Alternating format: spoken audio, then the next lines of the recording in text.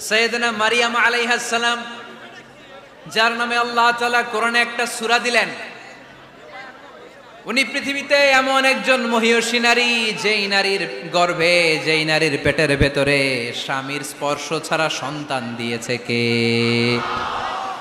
সাইয়েদনা ঈসা আলাইহিস সালাম পেটে আসলেন, মারিয়াম আলাইহিস সালাম লজ্জা পেলেন। হায় হায়, কেমন করে এলাকাবাসীদের কাছে আমি আমার মুখ দেখাবো? বিয়ে করি নাই, স্বামী নাই, বিয়ে হয় নাই, স্বামী নাই, কিন্তু পেটে সন্তান চলে এসেছে। হায় হায়, এলাকায় কেমনে মুখ দেখাবো? লজ্জায় পড়ে মারিয়াম আলাইহিস সালাম এলাকা থেকে চলে গেলেন। কি অবাক করা কাণ্ড! বাচ্চা ভূমিষ্ঠ হওয়ার জন্য, বড় হওয়ার জন্য 6 মাস 7 মাস লাগে নাই, পেটে বাচ্চা আসার সাথে সাথে বাচ্চাটারে বড় করে দিয়েছে কে? সাইয়েদাতুনা মারিয়াম আলাইহিস সালাম এবার বসে পড়লেন, বুঝতে আরম্ভ করলেন প্রেগন্যান্সির পেইন উঠেছে। হঠাৎ করে পেট থেকে বাচ্চা ভূমিষ্ঠ হয়ে যাওয়ার পরে উনি কাঁপতে আরম্ভ করলেন। ক্ষুধার চোটে খাবার কিছু নাই, সামনে ঝর্ণা, উপরে একটা খেজুর গাছ।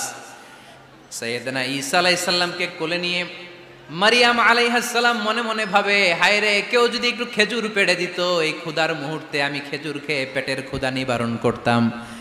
রব্বুল আলামিন মারিয়ামকে উদ্দেশ্য করে আয়াত নাজিল করে দিলেন, ওয়া হুজ্জি ইলাইকি বিজিযইন নাখলাতি তুসাকিত আলাইকি রতবান জানিয়া। কোরআন সাক্ষী, হুজ্জি ইলাইকি বিজিযইন নাখলা, এর মানে হচ্ছে মারিয়াম, কেউ পেড়ে দিবে না, একটু কষ্ট করে হাতটা উঁচু করে খেজুরের ডালা ধরে ঝাঁকুনি মারো, টসটসে কাঁচা পাকা খেজুর নিচের দিকে পড়বে, তারপর তুমি তুলে খাবে। সুবহানাল্লাহ পড়েন। আল্লাহ চাইলে অটোমেটিক্যালি কারামাত হিসেবে খেজুরগুলো নিচে ফেলতে পারতেন না? কথা কন, খেজুরগুলো অটোমেটিক্যালি নিচের দিকে পড়ছে? পড়ে নাই। আল্লাহ শিক্ষা দিয়েছে, যেই পরিস্থিতিতে থাকো না কেন, তোমাকে শ্রম ব্যয় করে, কষ্ট করে তোমার উপার্জন করতে হবে, রিজিকের বন্দোবস্ত করতে হবে। চিল্লায় বলেন ঠিক কিনা? ইসলাম আমাদেরকে এটাই শিখিয়েছে, কাজে লজ্জা নাই। আবার বিশ্বনবী বললেন, ইন খামাতিস সাআ ওয়া ফি ইয়াদি আহাদিকুম ফাসিলাতুন, তোমাদের কারো হাতে যদি একটা চারা বীজ থাকে, সে যদি দেখে কিয়ামত হতে শুরু করেছে, ফাইন ইসতাতা আন ইয়াগরিসাহা ক্বাবলা আন তাকুমাস সাআ ফালইয়াগরিসহা, কারো হাতে একটা চারা বীজ নিয়ত করেছে, চারা বীজটা রোপণ করবে, ইন দ্য মিন টাইম দেখলো কিয়ামত হতে শুরু করেছে, বিশ্বনবী বললেন, যদি তোমার সুযোগ থাকে কিয়ামত হওয়ার আগে চারা বীজটা রোপণ করে দাও। কথা বুঝতে পেরেছেন? আপনার হাতে একটা চারা বীজ, আপনি প্ল্যান করেছেন এই চারা বীজটা রোপণ করবেন, ইন দ্য মিন টাইম দেখলেন কি হওয়া শুরু হয়েছে? ইযা জুলজিলাতিল আরদু জিলজালাহা, দ্য বিগেস্ট আর্থকোয়েক, ভূমিকম্প শুরু হয়েছে, কিয়ামত হয়ে যাবে। বিশ্বনবী বললেন, কিয়ামত হইতেছে ওদিকে, আর তোমার হাতে যদি চারা বীজ থাকে, দেরি করো না, কিয়ামত তোমার কাছ পর্যন্ত আসার আগে সুযোগ পেলে চারা বীজটা রোপণ করে দাও। ইসলাম শিখিয়েছে শেষ নিঃশ্বাস পর্যন্ত তোমাকে লড়ে যেতে হবে। এই পৃথিবীতে কেউ কাউকে জায়গা করে দেয় না, জায়গা করে নিতে হয়। এই পৃথিবীটা, the life is not a bed of roses, এটা ফুল বিছানো কোনো ফুল সজ্জা নয়, এটা কণ্টকাকীর্ণ। কেউ আপনার স্পেস করে দিবে না, কেউ আপনাকে সুযোগ করে দিবে না, কেউ আপনার জায়গা করে দিবে না, বরং আপনি জায়গা করে নিলে টাইনা নিচে নামাবে। কথা বলেন? এজন্য কখনো অলসতাকে স্থান দেয়া যাবে। রসুল বাত্তালি দুক্কানু শয়তান, অলস মস্তিষ্ক শয়তানের আড্ডা। অলস যদি কেউ থাকে, এটাতে টেনে বেঁধে কাজে নামাবেন, পারা যাবে? আলহামদুলিল্লাহ, লক্ষ্মীপুরে এরকম অলস ছেলে পেলে নাই।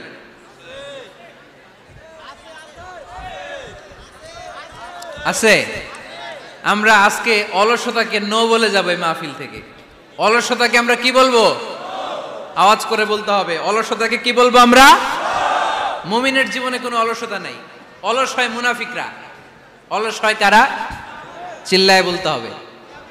মুমিনরা অলস হয়। অলস হয় কারা?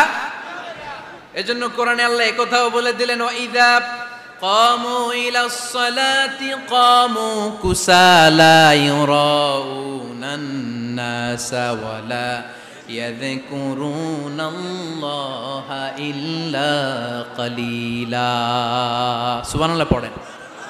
মুনাফিকরা যখন মানুষকে দেখানোর জন্য নামাজে যায়, ওই নামাজে তাদের ইখলাস নাই, ওই নামাজের ভেতরে তাদের কোনো খুশু খুদু নাই, ওই নামাজের ভেতরে আছে শুধু অলসতা। ওই নামাজে কি আছে?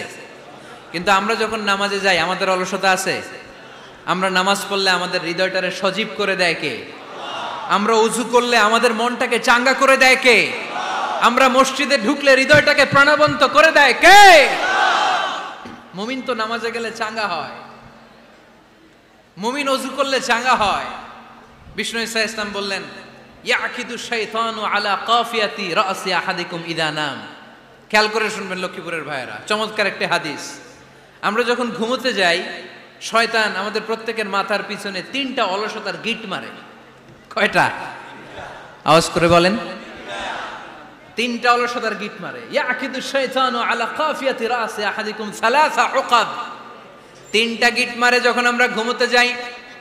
অলসতার 3টা গিট মেরে আমাদের কানের সামনে এসে ফিসফিস করে মন্ত্র পড়তে থাকে, আলাইসা লাইলুন তাওয়িলুন ফারকুদ, আলাইসা লাইলুন তাওয়িলুন ফারকুদ। বিশাল লম্বা রাত, ঘুমাও, অনেক সময় আছে, ঘুমাও। রাত 5টা বেজে যাচ্ছে, তাহাজ্জুদের সময় শেষ হয়ে যাচ্ছে, তখনও শয়তান বলে রাত অনেক লম্বা, ঘুমাও। ফজরের সময় পার হয়ে যাচ্ছে, সূর্য উঠে যাচ্ছে, শয়তান বলে আলাইসা লাইলুন তাওয়িলুন ফারকুদ, এখনো অনেক সময় আছে, লম্বা লম্বা লম্বা চৌড়া রাত পড়ে আছে, তুমি ঘুমাও। বিশ্বনবী বললেন, ফাইন ইস্তাইকাযা ওয়া যাকারাল্লাহ ইনহাল্লাত উকদা। আমার উম্মতের কেউ যখন ঘুম থেকে জেগে ঘুম থেকে ওঠার দোয়া পড়া শুরু করে দেয়, অলসতার প্রথম গিটটা সাথে সাথে খুলে দেয় কে?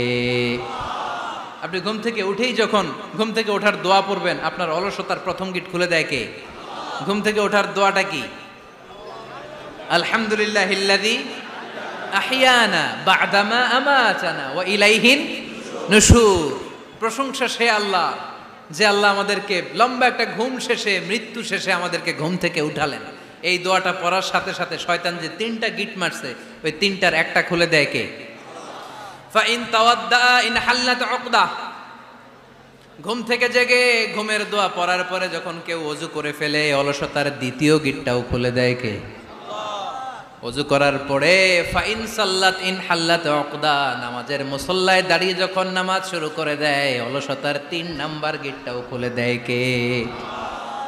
3টা গিট যখন খুলে দেয়, বিষ্ণু ঈসা ইসলাম বললেন, ফাআসবাহা নাশীতাল কলব। নাশীত, তখন মুমিন বান্দা সজীব হয়ে ওঠে, প্রাণবন্ত হয়ে ওঠে, উচ্ছ্বসিত হয়ে ওঠে। ওয়া ইল্লা খাবিসান নাফসি কাসলান, আর যদি ঘুমিয়ে থাকে, 3টা গিট তার মাথার পেছনে শয়তানের অলসতার লেগে থাকে, তাহলে তার দিনটা শুরু হয় অলসতা দিয়ে, আর সে হয় অলসতার রাজা। চিল্লায় এখন ঠিক কিনা? এজন্য আমরা কি অলস হতে চাই না কর্মঠ হতে চাই? কোন নবীরা কি অলস ছিলেন? পৃথিবীতে কোন নবী অলস ছিলেন? সব নবী কর্মঠ ছিলেন। বিষ্ণু ঈসা ইসলাম বললেন, মা বাআসাল্লাহু নাবিয়্যান ইল্লা রাআল গানাম। এই পৃথিবীতে এমন কোন নবী নাই যেই নবী বকরি চড়ায় নাই। কি চড়ায় নাই? বকরি রে আপনারা লক্ষ্মীপুরের ভাষায় কি বলেন? কি বলেন? ছাগল। তো পৃথিবীতে এমন কোন নবী নাই যেই নবী কি চড়ায় নাই? ছাগল চড়ায় নাই। সাহাবারা বললেন, ইয়া রাসূলুল্লাহ আনতা কাযালিক, আপনিও ছাগল চড়াইছেন? বিষ্ণু ঈসা ইসলাম বললেন, না, আমিও ছাগল চড়িয়েছি। ওয়া ইন্নী আরআহা আলা কারারাইতি আহলি মক্কা, আমি তো মক্কাবাসীদের অল্প কিছু পয়সার বিনিময়ে তাদের ছাগলগুলোকে চড়িয়ে দিতাম। সুবহানাল্লাহ পড়বেন না? বিষ্ণু ঈসা ইসলাম ছাগল চড়াতেন। ছাগল চড়ানো সহজ কাজ না কঠিন কাজ? কেন কঠিন এটা? হ্যাঁ, টেরা, খুঁটি মারে। হ্যাঁ, তো ছাগল যারা পালে তারা জানে ছাগল পালা কত কষ্ট। ওরে ডানে টান দিলেও কই যায়? রশি ধরে বায়ে টান দিলে কই যায়? সামনে টানলে কই যায়? পিছনে টানলে কই যায়? সারা সপ্তাহ আপনি সময় পান না এটারে গোসল করাবেন। ভাবলেন আজকে জুমার দিন আমিও গোসল করি, এটারে গোসল করাই। এটারে আপনি পুকুর ঘাটে নিবেন, টান দিছেন, ওর বাপের কিরা, ও 1 ইঞ্চিও সামনে যাবে না। ঠিক কি না? এই টেরা প্রাণী আল্লাহর কি কি মহিমা! আল্লাহ তাআলা পৃথিবীর সবচেয়ে শ্রেষ্ঠতম মানুষদেরকে ছাগল চড়িয়ে ছেড়েছেন। ঠিক কি না? মা বাআসাল্লাহু নাবিয়্যান ইল্লা রাআল গানাম। এই পৃথিবীতে এমন কোন নবী ছিল না যে নবীরা ছাগল চড়ায় নাই। আল্লাহ বুঝাতে চাইলেন ছাগল চড়ানো অনেক কষ্টের কাজ। অনেক ধৈর্যের প্রয়োজন। এখন নবীরা তোমরা ছাগল চড়াও, কিছুদিন পর ছাগলের চেয়েও টেরা জাতি মানুষ চড়াইতে হবে। মানুষের মধ্যেও টেরা আছে না নাই? ভালো বললে ভালোটা বুঝে না, ডানে যেতে গেলে বায়ে যায়, বায়ে যেতে বললে ডাইনে যায়, এরকম আছে না নাই? সম্মানিত ভাইয়েরা, সমস্ত আম্বিয়া আলাইহিমুসসালাম ওনারা কর্মঠ ছিলেন। সাইয়েদনা আদম আলাইহিস সালাম নিজ হাতে চারা গাছ রোপণ করে চাষাবাদের কাজ করেছেন, সুবহানাল্লাহ পড়েন। সাইয়েদনা ইব্রাহিম আলাইহিস সালাম চাষাবাদের কাজ করেছেন। সাইয়েদনা দাউদ আলাইহিস সালাম নিজ হাতে যুদ্ধের জন্য যে পোশাক পরতে হয়, যেটা পরলে গায়ের মধ্যে ছুরি মারলেও ঢুকে না, ওই শিরস্ত্রাণ বানিয়েছেন, নিজ হাতে তলোয়ার বানিয়েছেন, সুবহানাল্লাহ পড়েন। সাইয়েদনা মূসা আলাইহিস সালাম ছাগল চড়িয়েছেন। সাইয়েদনা মূসা আলাইহিস সালামের মেজাজ নরম না গরম? নবীদের মধ্যে সবচেয়ে বেশি মেজাজওয়ালা নবী ছিলেন মূসা আলাইহিস সালাম। উনিও 8 থেকে 10 বছর সাইয়েদনা শুআয়ব আলাইহিস সালামের এরিয়াতে ছাগল চড়িয়েছেন। চিল্লায় বলেন সুবহানাল্লাহ। এজন্য নবীরা যেহেতু কাজ করেছেন, কর্মঠ ছিলেন, আমরাও কর্মঠ হব, ঠিক কি না? সাহাবারাও কর্মঠ ছিলেন, বিশ্বনবীর সাহাবারাও ব্যবসা করতেন। সাইয়েদনা আবু বকরের বিশাল ব্যবসা প্রতিষ্ঠান ছিল, সুবহানাল্লাহ পড়েন। আপনারা হজ উমরা করেছেন কে কে দেখি? করছেন? মাশাআল্লাহ। যারা করে নাই আল্লাহ তাদেরকেও আল্লাহর ঘর জিয়ারতের তুমি নসিব করো। বিশ্বনবীর মাকবারার সামনে দাঁড়িয়ে আমরা যেন সালাম পেশ করতে পারি, তুমি নসিব করো। বাইতুল্লাহ শরীফে এবং মসজিদ নববীতে আমরা যেন সালাত আদায় করতে পারে, আল্লাহ তুমি নসিব করো। সাইয়েদনা আবু বকর রাদিয়াল্লাহু তাআলা আনহুর ব্যবসা প্রতিষ্ঠান ছিল মক্কার কাবা ঘরের পাশেই। ওনার ব্যবসা প্রতিষ্ঠানগুলো যেখানে ছিল ঠিক ওইখানে সৌদি সরকার এখন শপিং মল বানিয়ে দিয়েছে, মাতজার আবু বকর। মক্কা শহরের যেখানে বহিরাগতরা এসে ওখানে ছাগল, ওখানে ঘোড়া, উট এগুলো রাখতো, আস্তাবল রাখতো, ঘোড়া আর উট যেখানে রাখা হতো ঠিক ওই জায়গায় সৌদি সরকার ওটার পার্কিং লট বানায় দিচ্ছে। মানে যেখানে আগে সাহাবাদের ব্যবসার জায়গা, ওইখানে বর্তমানে শপিং মল। যেখানে আগের সময়কাল সাহাবারা উট আর ঘোড়া রেখে বাঁধতো, ওইখানে এখন গাড়ি ঘোড়া রাখার ব্যবস্থা করা হয়েছে। সাইয়েদনা আবু বকর অনেক বড় ব্যবসায়ী ছিলেন। ওনার নিজ টাকা দিয়ে হাবাসা থেকে আসা সাইয়েদনা বেলালকে তিনি 20,000 স্বর্ণ মুদ্রা দিয়ে উমাইয়া ইবনে খালাফের কবল থেকে তিনি মুক্ত করেছেন। সাইয়েদনা উসমান যুন্নুরাইন বড় ব্যবসায়ী ছিলেন। নিজের টাকা দিয়ে মদিনার মুসলমানেরা পানি খেতে পারে না, বিইরে রুমা নামে একটা কুয়া ছিল, এই কুয়ার মালিক ছিল ইহুদি। মুসলমানেরা পানি খেতে গেলে সে বকা দিত, পানি খেতে দিত না। বিশ্বনবী বললেন, আমার সাহাবীদের মধ্যে এমন কি কেউ নাই নিজের অর্থায়নে বীরে রুমা কিনে মুসলমানদেরকে দিয়ে দিবে? সাইয়েদনা উসমান যুন্নুরাইন বলল, ইয়া রাসূলুল্লাহ, আপনার খেদমতে আমি হাজির। মুহূর্তের মধ্যে সাইয়েদনা উসমান যুন্নুরাইন নিজের অর্থায়নে বীরে রুমাটা কিনে মুসলমানদের জন্য সদকা করে দিয়েছে। তো ব্যবসা না করলে, কর্মঠ না হলে, উপার্জন না হলে সদকা করা যাবে? চিল্লায় বলেন করা যাবে। সুনানে তিরমিজির বর্ণনা, বিষ্ণু ঈসা ইসলাম মক্কা থেকে যত সাহাবারা হিজরত করে মদিনায় এসেছে, মদিনাতে কোনো না কোনো সাহাবার সাথে বিশ্বনবী ভ্রাতৃত্বের বন্ধনে আবদ্ধ করে দিয়েছে, সুবহানাল্লাহ পড়েন। এজন্য মক্কা থেকে যারা এসেছে এদেরকে বলে মুহাজির, এদেরকে কি বলে? আর মদিনায় যারা ছিল এদেরকে বলে আনসার, এদেরকে কি বলে? আওয়াজ করে উত্তর দিবেন। মক্কা থেকে যারা এসেছে তাদের নাম মুহাজির, আর যারা মদিনার সাহাবী তাদের নাম আনসার। আজকে এই মাহফিলে লক্ষ্মীপুর এর বাইরে থেকে কারা কারা আসছেন দেখি?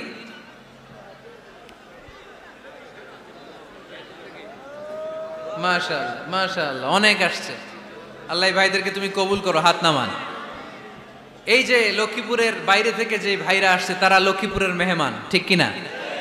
মক্কা থেকে হিজরত করে যে সমস্ত সাহাবারা এসেছিল তারা ছিল মদিনার মেহমান। বিশ্বনবী এক এক মক্কার সাহাবীকে মদিনার এক এক সাহাবীর সাথে ভ্রাতৃত্বের বন্ধনে আবদ্ধ করে দিলেন। আব্দুর রহমান ইবনে আউফ রাদিয়াল্লাহু তাআলা আনহু, ওনার সাথে ভ্রাতৃত্বের বন্ধনে যে সাহাবীকে বিশ্বনবী আবদ্ধ করে দিলেন ওনার নাম হচ্ছে সাদ ইবনে রাবিয়া। কি নাম? মদিনার অনেক বড় ব্যবসায়ী। বিশ্বনবী বললেন, ও আব্দুর রহমান ইবনে আউফ,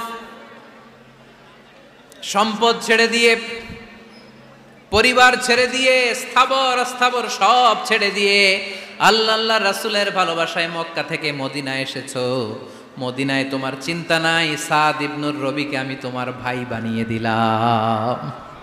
সাদ ইবনুর রবি তোমার আপন ভাইয়ের মতো। সাদ ইবনে রবি বলল, আব্দুর রহমান, জীবনে তোমারে কোনোদিন দেখি নাই, তোমারে আমি চিনি না, তোমার নাম শুনি নাই, কিন্তু বিশ্বনবী তো তোমার দায়িত্ব আমাকে দিয়েছে। আমার চেয়ে বড় ধনী এই মদিনার মধ্যে দ্বিতীয় কেউ নাই। আজ থেকে তুমি আমার ভাই, আজ থেকে তুমি আমার কি? আল্লাহ আমাকে যত সম্পত্তি দান করেছে তার অর্ধেক সম্পত্তি আমি তোমার নামে দিয়ে দিলাম। ও আব্দুর রহমান ইবনে আউফ, শুধু তাই নয়, রব্বুল আলামিন আমাকে দুইজন স্ত্রী দিয়েছে। কয়জন? তুমি দেখো আমার কোন স্ত্রীকে তোমার বেশি ভালো লাগে, যার নাম তুমি বলবে সাথে সাথে আমি তারে তালাক দিয়ে দিব।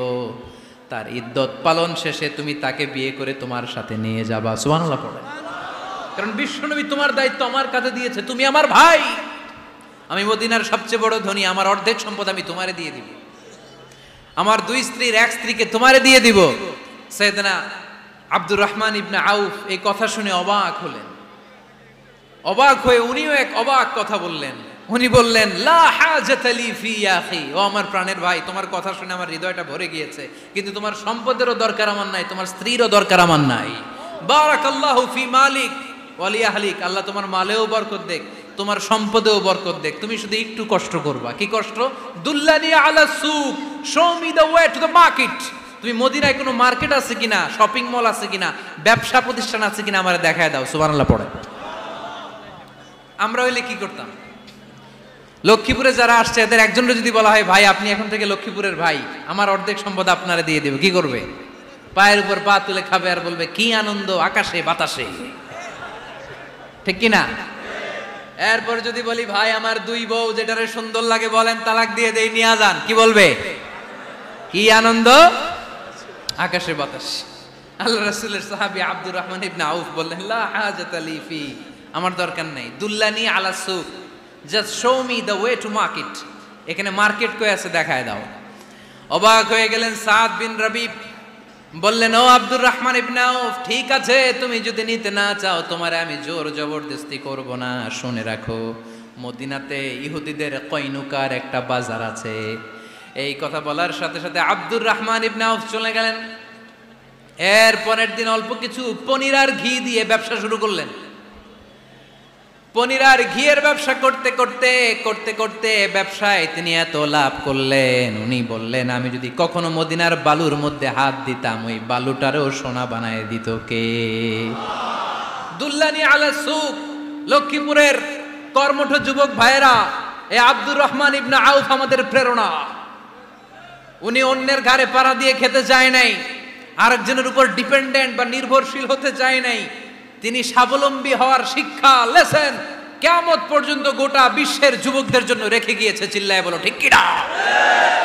দুল্লানি আলা সুক, show me the way to market. Market কোথায় দেখাও। পনির আর ঘি নিয়ে ব্যবসা করতে করতে কয়েক মাসের ব্যবধানে ইতিহাস সাক্ষী সাইয়েদনা আব্দুর রহমান ইবনে আউফ মদিনার বিশাল বড় বিজনেস ম্যাগনেটে পরিণত হয়ে গেলেন। চিল্লায় পড়েন আল্লাহু আকবার। এজন্য ব্যবসার ভিতরে বরকত ঢুকিয়ে দিয়েছে কে? বিষ্ণু বললেন, আত-তাজিরা সাদুকাল আমিন মা'আন নাবিয়্যিন ওয়াস সিদ্দীকিন ওয়াশ শুহাদা ওয়াস সালিহিন। আমানতদার ব্যবসায়ী তারা সাধারণ কোনো মানুষ নয়, কিয়ামতের দিন নবীদের সাথে হাসর হয়ে যাবে। আপনারা যারা ব্যবসা করেন, এটা সাধারণ বিষয় নয়। বিষ্ণু সাল্লাল্লাহু আলাইহি ওয়াসাল্লাম নিজেও ব্যবসায়ী ছিলেন। ওনার জীবনের প্রথমে তিনি খাদিজা রাদিয়াল্লাহু তাআলা আনহার ব্যবসার স্টাফ হয়ে কাজ শুরু করেছেন, এরপর নিজে ব্যবসা শুরু করেছেন। এরপরে খাদিজাতুল কুবরা রাদিয়াল্লাহু তাআলা আনহা সব সম্পত্তি বিয়ের পরে বিশ্বনবীর পায়ের সামনে ঢেলে দিয়েছেন। বললেন, ইয়া রাসূলুল্লাহ, এই সম্পদ আমি আপনাকে দিয়ে দিলাম, আপনি ইচ্ছামতো দিনের প্রয়োজনে খরচ করেন। সুবহানাল্লাহ পড়েন। এজন্য বিষ্ণু ঈসা ইসলাম আমাদের জন্য উপমা, আব্দুর রহমান ইবনে আউফ আমাদের জন্য উপমা। যারা ব্যবসা করেন তারা বিষ্ণু ঈসা ইসলামের সুন্নাহ পালন করছেন। আত-তাজির আস-সাদুক আল আমিন। বিষ্ণুই বললেন, সত্যবাদী আমানতদার ব্যবসায়ী, যে ব্যবসা করতে যে মিথ্যা কথা বলে না। অনেক ব্যবসায়ীরা আছে পণ্য চালানোর জন্য মিথ্যা কথা বলে আর কসম কাটে, আছে না নাই? আহা, এমনটা করা যাবে? সকালবেলা স্ত্রীরে বলে, এই গরুগুলা বিক্রি করবো, তুই একটা দাম কত কমো? স্ত্রীরে শিখাই দিচ্ছে, এই গরুর দাম তুই 40,000। তো বউ বলে, ঠিক আছে দাম কইলাম 40,000। তো এরপরে বাজারে যখন গরু বিক্রি করতে যায়, একজন যখন বলে যে ভাই এটা 30,000 টাকা দিয়ে কিনবো, কয় ভাই আল্লাহর কসম সকালে একজন 40,000 দাম কইছে, আমি দেই নাই। আছে না নাই? কৌশল করে, বউরে শিখাইছে সকালে, কয় তুই দাম কর 40,000। তো বাজারে যে সকালে একজন দাম করছে, দাম করে কইছে 40,000 দেই নাই, আপনারা 30,000 কেমনে দেই? এরকম ডাকাইতে আছে না নাই? আলহামদুলিল্লাহ লক্ষ্মীপুরে এরকম লোকজন নাই। আরে নাই, আমি কই নাই, এরা কই আছে। লক্ষ্মীপুরের মানুষ খুব ধার্মিক, আমি জানি। লক্ষ্মীপুর, নোয়াখালী, ফেনী এই বেল্টের লোকজন খুব আল্লাহওয়ালা। এদের মধ্যে আল্লাহওয়ালার সংখ্যা বেশি, এখানে আলেম ওলামা বেশি, এখানে মসজিদ মাদ্রাসা বেশি। এই জন্য এই জেলাগুলোতে আল্লাহর রহমতও বেশি। আল্লাহ তুমি এই জেলার ছেলেপেলাদেরকে, এই জেলার লোকদেরকে তুমি কবুল করো, মা বোনদেরকে তুমি কবুল করো। সম্মানিত ভাইয়েরা, এজন্য আজকের মাহফিল থেকে আমরা যেটা শিখলাম সেটা হচ্ছে পরিশ্রমে কোনো লজ্জা আছে? আমরা কাজ করে খাবো, ঠিক কিনা? Never under estimate any job. যুবক ভাইয়েরা, লক্ষ্মীপুরের যুবক ছেলেরা শুনতেছ? এরকম আওয়াজ করতে হবে, কান খাড়া করে শোনো। Never under estimate any job. কোনো চাকরিকে ছোট করে দেখা যাবে, whether it's small or big, you don't care. এটার কেয়ার করা যাবে না। ছোট্ট চাকরি পাইলেই ঢুকে যাবা, বড় অফার আসলে পরে ঢুকবা। এটা ছোট কাজ, এটা হোটেলের ওয়েটার, এটা ছোট্ট স্টাফ, এটা কেরানি না। কাজ কাজই, কাজের মধ্যে কোনো ছোট বড় নাই। খেটে খাওয়া মানুষকে বিশ্বনবী অনেক সম্মান করতেন। বিশ্বনবী সাল্লাল্লাহু আলাইহি ওয়াসাল্লাম খেটে খাওয়া মানুষদেরকে এত ভালোবাসতেন, বিদায় হজের মতো এত গুরুত্বপূর্ণ ভাষণও এই মেহনতি মানুষদের কথা বাদ যায়নি। সুবহানাল্লাহ পড়বেন না? দিনটা ছিল জুমাবার। বিশ্বনবী সাল্লাল্লাহু আলাইহি ওয়াসাল্লাম আরাফাতের ময়দানে দাঁড়িয়ে ঐতিহাসিক একটা ভাষণ দিলেন। এই ভাষণের নাম হলো বিদায় হজের ভাষণ। এই বিদায় হজের ভাষণেও খেটে খাওয়া মানুষের কথা বিশ্বনবী বাদ দেয় নাই। বিশ্বনবী বলেছেন, আরিক্কাকুম আরিক্কাকুম, খবরদার অধীনস্থ কর্মচারীদের সাথে খারাপ আচরণ করো না।